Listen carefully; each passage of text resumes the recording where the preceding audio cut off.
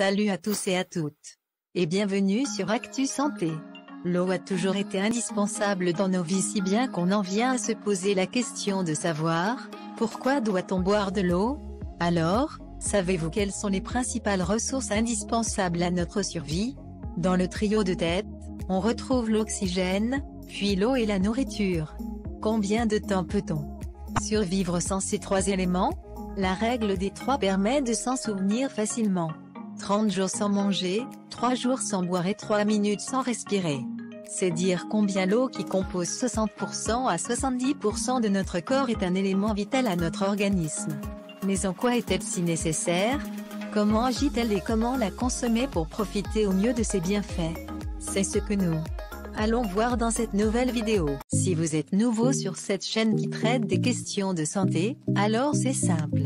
Abonnez-vous, activez la cloche de notification afin de ne rien rater de nos prochaines vidéos, et surtout n'oubliez pas de partager et de lâcher un pouce bleu car cela nous fait extrêmement plaisir. À question simple, réponse simple, pour survivre.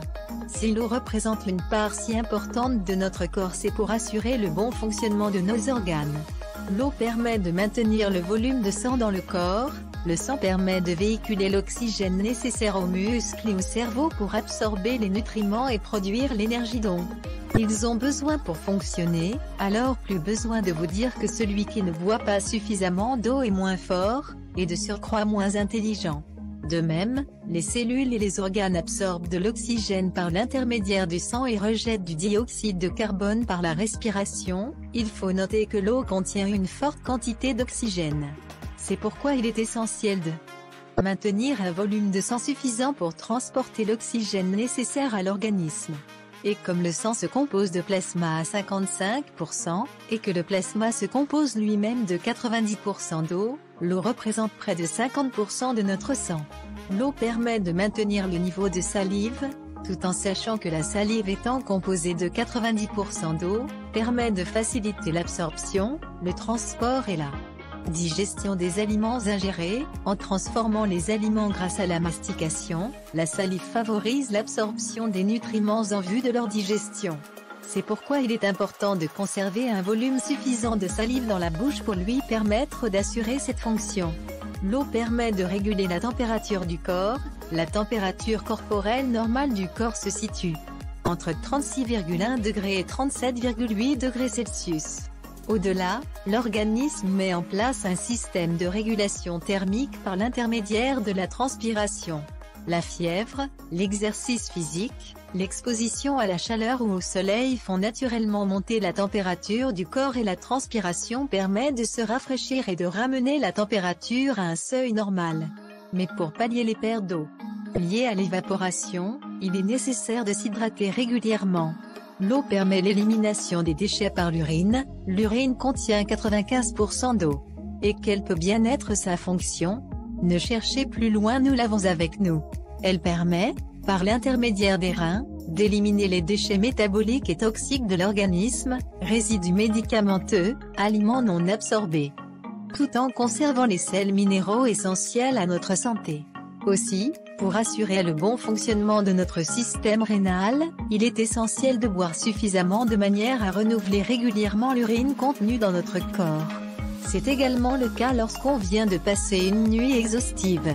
L'eau permet de garder une belle peau. La qualité de la peau n'a pas d'incidence directe sur notre survie, mais cette barrière protectrice ne doit pas pour autant être négligée, car une peau mal soignée résiste moins aux agressions extérieures, se dessèche et vieillit super vite.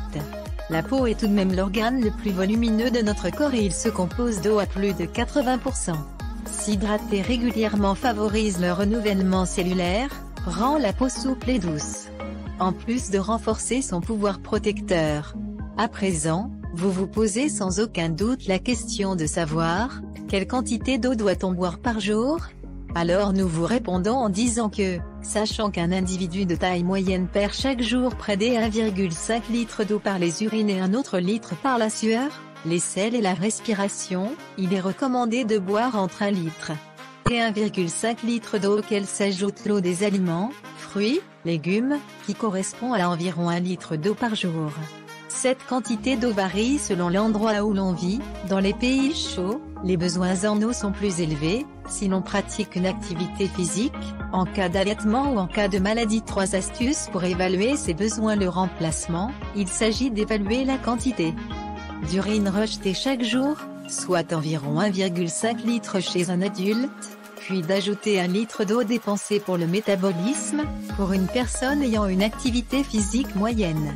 La perte totale s'élève à 2,5 litres. Sachant que l'eau fournie par les aliments couvre environ 20% de nos besoins, il reste 2 litres à consommer sous forme d'eau, de bouillon et autres boissons chaudes et froides du verre d'eau par jour, voire 8 verres de liquide, eau, bouillon, par jour d'une contenance de 25 centilitres permet de couvrir l'équivalent de 2 litres d'eau. Les recommandations nutritionnelles. En France, on recommande de boire 30 ml par kilo de poids corporel, soit entre 1 litre et 1,5 d'eau, auquel s'ajoute l'eau contenue dans les aliments. À cette consommation de base, il faut ajouter 0,5 litre d'eau chaque par degré au-dessus de 38 degrés.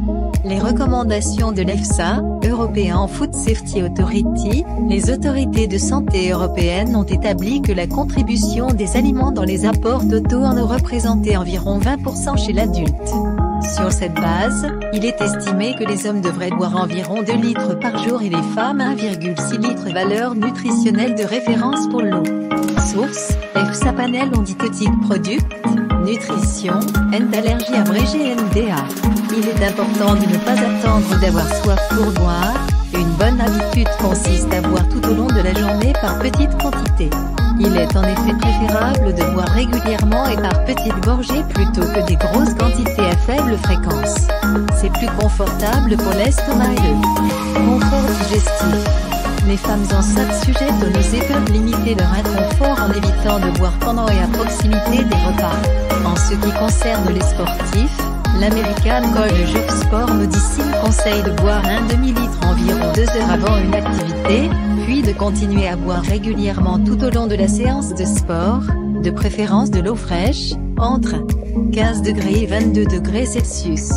Dans le cas d'une activité intensive qui dure plus d'1 heure, il est recommandé de consommer une boisson énergétique pour recharger le corps en hydrates de carbone, sodium et potassium.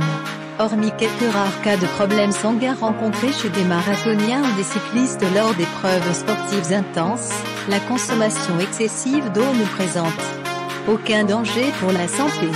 Toutefois, il est conseillé de rester vigilant car au-delà de 5 litres d'eau par jour sans effort physique, l'eau fait chuter la concentration de sodium dans le sang, pouvant provoquer dans les cas les plus graves un œdème cérébral. Par ailleurs, une consommation excessive d'eau peut être un signe de diabète. Dans tous les cas, en cas de consommation très élevée, il est conseillé de consulter un médecin pour s'assurer que cela ne présente aucun risque pour la santé. Une consommation insuffisante d'eau entraîne une déshydratation. Une perte d'eau de 1% à 2% du poids corporel signifie que l'organisme est déjà déshydraté. Certains signes comme des urines foncées, la bouche et la gorge sèches, des vertiges, de la fatigue ou encore une peau sèche peuvent vous alerter sur une possible déshydratation. Et si la perte d'eau atteint 15% à 20% du poids corporel, la déshydratation est alors jugée préoccupante et présente de graves risques pour la santé. C'est pourquoi il est essentiel de surveiller les nourrissons en cas de diarrhée et de les hydrater très régulièrement. Les personnes âgées sont également sujettes à la déshydratation car elles ressentent moins la soif que les adultes. Alors dorénavant n'oubliez plus que l'eau c'est la vie. Si vous avez aimé notre vidéo, n'hésitez pas à vous abonner et à partager, car ce petit geste pourrait sauver des vies. À très bientôt sur Actu Santé pour une prochaine vidéo. Ma santé d'abord.